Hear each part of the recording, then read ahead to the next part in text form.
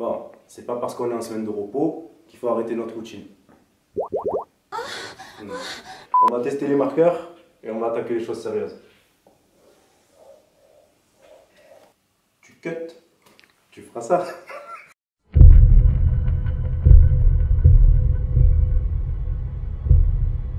Bon, les bébés monstres, je vous retrouve ce soir pour tester un nouveau format de vidéo, le Iron Lab. Alors en fait, je profite de mes 10 jours de repos pour vous faire un petit peu de la science muscu. Donc je voulais revenir un petit peu sur tout le travail qu'on a fait jusqu'à présent. Malheureusement, on vit dans une société où il faut montrer. C'est une société de consommation, une société de paraître. Donc c'est pour ça qu'au départ, j'ai fait des vidéos où j'ai soulevé des charges sans trop expliquer le pourquoi du comment. Donc du coup, Iron Lab, ça va servir à ça. Donc aujourd'hui, je vous retrouve parler phénomène de surcompensation et de l'importance de la diète dans ce phénomène. Alors qu'est-ce que c'est le phénomène de surcompensation? Le phénomène de surcompensation, c'est tout simplement un phénomène qui permet, après un stress intense au corps, de devenir plus fort, plus endurant ou de prendre du volume musculaire. Ok? Donc comment ça se passe concrètement? Il y a 3 phases. La première phase, c'est la phase de surcharge. Donc dans cette phase, on met le corps à l'épreuve face à un stress nouveau, surcharge de travail. Donc concrètement, ça donne quoi? C'est quand par exemple vous faites un 10x10 ou un 6x6, au départ, vous avez du mal à le terminer. Ou par exemple, quand vous faites un circuit training et que vous devez le terminer, je ne sais pas, en 5 minutes, au départ, vous avez vraiment du mal à le faire. Donc là, on est dans la phase numéro 1, la surcharge de travail. La phase numéro 2, la phase d'adaptation. Le corps s'adapte, il devient plus fort malgré la surcharge. Là, ça y est, on est lancé, rythme de croisière, vous commencez à réussir les exercices comme il faut. Et la phase numéro 3, la phase de surcompensation. Alors elle intervient en général en fin de cycle. Okay? L'organisme s'est adapté, le corps répond parfaitement à la nouvelle situation, le niveau a augmenté. Okay? Et c'est là qu'intervient la phase de repos. Donc la phase de repos, on a tendance à la négliger. Pourquoi? Parce qu'on se dit, je m'entraîne à fond, je ne prends pas de repos, je vais progresser. Et là, c'est une grave erreur. Parce que c'est au moment de la phase de repos que le phénomène de surcompensation il intervient. D'accord? N'oubliez pas que quand vous allez à la salle, vous dégradez du tissu musculaire. Okay? Même si vous avez l'impression d'être plus gros, c'est qu'un phénomène de congestion. D'ailleurs, il y a beaucoup d'athlètes qui se sont perdus à cause de ça. La congestion, c'est bon, c'est bien, mais ce n'est pas grâce à ça que vous allez progresser. D'accord? Donc, une fois qu'on a dégradé le tissu musculaire, le phénomène de surcompensation, il intervient dans la phase de repos. Donc, en fin de cycle. J'essayerai de vous parler de cycle dans une prochaine vidéo. Donc, là, vous allez me dire, c'est bien beau tout ça, mais comment j'y arrive, comment j'y parviens? Et c'est là que l'importance de la diète, l'importance des cycles, elle rentre en jeu. Donc, comment parvenir à atteindre ce phénomène de surcompensation? Donc, comme on l'a dit tout à l'heure, il va falloir un entraînement adapté pour permettre une dégradation des tissus musculaires. Une diète adaptée pour permettre l'énergie nécessaire aux entraînements. Okay. Un repos pour permettre le phénomène de surcompensation. Et grâce à la diète adaptée, bâtisseur, protéines. Okay. C'est à ce moment-là que le corps y réagit. Pendant le repos, grâce à une diète adaptée, le corps grossit. Ou, selon le sport, devient plus endurant ou devient plus fort. Ok? Et ça me permet de rebondir sur le sujet le plus important de notre sport, quasiment, la diète adaptée. Comment gérer efficacement sa diète grâce au TMB et à d'autres formules. Bon, la suite. Ouais, je fais muse avec mes feutres que mon frère m'a offert pour Noël. Donc, le TMB, ça c'est le Saint Graal, les gars. Voilà. C'est trouvable sur internet, mais je sais que la plupart d'entre vous, ils n'auront pas fouillé. Donc du coup, c'est mon petit cadeau de fin d'année, ça. Donc l'exemple, il est pour une personne âgés de 18 à 30 ans. Okay. Le TMB, c'est quoi? Le taux métabolique de base. Okay. Le métabolisme de base. Comment on calcule ça?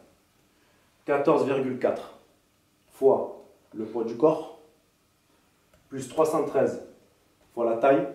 Alors la taille, c'est pas en centimètres. Hein. Plus 113. Donc un exemple, si je pèse 80 kg, donc là 80 kg, et si je mesure 1,80 m, donc là 1,8. Ok? Taux métabolique de base. Nombre de calories pour assurer les fonctions physiologiques. Ça veut dire quoi? Ça veut dire que le nombre de calories que vous allez obtenir là, c'est juste ce qui vous permet de rester en vie. Ok? On ne parle même pas de sport, on ne parle même pas de progression, on ne parle pas de volume, on ne parle de rien du tout. Ok? La base, c'est ça. Ensuite, il va falloir obtenir un nombre de calories nécessaires pour assurer les activités. Comment je fais pour obtenir ça? Pour obtenir le nombre de calories nécessaires pour faire face à l'activité physique. Le TMB, taux métabolique de base, fois le niveau d'activité physique. Ok? Donc là, grosso modo, on retrouve 4 niveaux d'activité physique. Fois 1,2. Tu es un mort, tu fais rien de ta journée, tu vas une fois à la salle. 1,4. Tu es actif, tu as un petit boulot tranquille, sympa, tu vas un petit peu à la salle. 1,7. Ça se corse, 3 fois à la salle, minimum. 2. Bon ben là, tous les jours tu es à la salle, ou tu as une activité très physique, exemple maçon, etc. Donc, le TMB, ce qu'on a trouvé grâce à cette formule, okay, multiplié par 1 de ces 4 facteurs d'activité.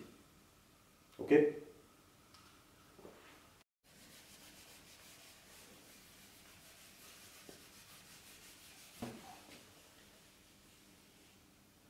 Non, mais c'est pas. Ah, c'est la qualité. Ouais,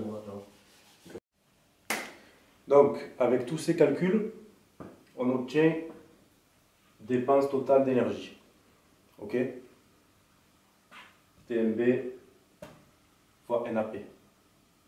Métabolisme de base fois niveau d'activité physique. Ok?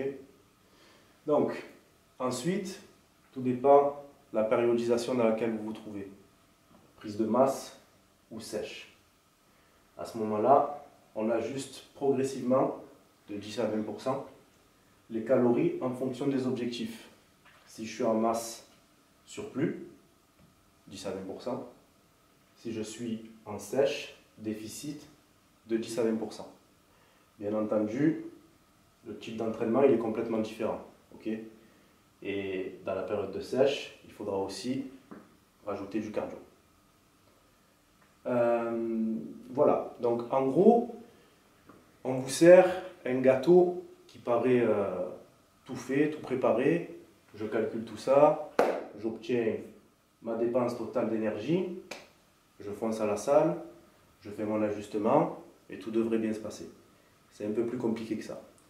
C'est pour ça qu'il faut des années pour apprendre à se connaître, où il faut trouver vraiment un très bon coach qui, au fur et à mesure, arrive à vous proposer un service de qualité.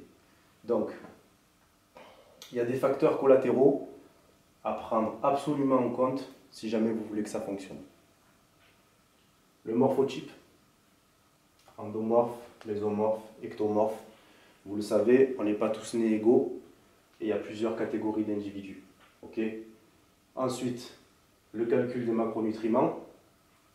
Quelle part de protéines, quelle part de glucides, quelle part de lipides à l'intérieur de mes rations. Combien il faut que je prenne. Le choix de la nourriture, industrielle, bio, est-ce que je mange du poulet, est-ce que je mange du bœuf. Structure des repas, liquide, solide, à quel moment, etc. Alors, cette vidéo, elle pourrait durer 1 heure, mais j'ai décidé de faire une entrée en matière simple, carrée.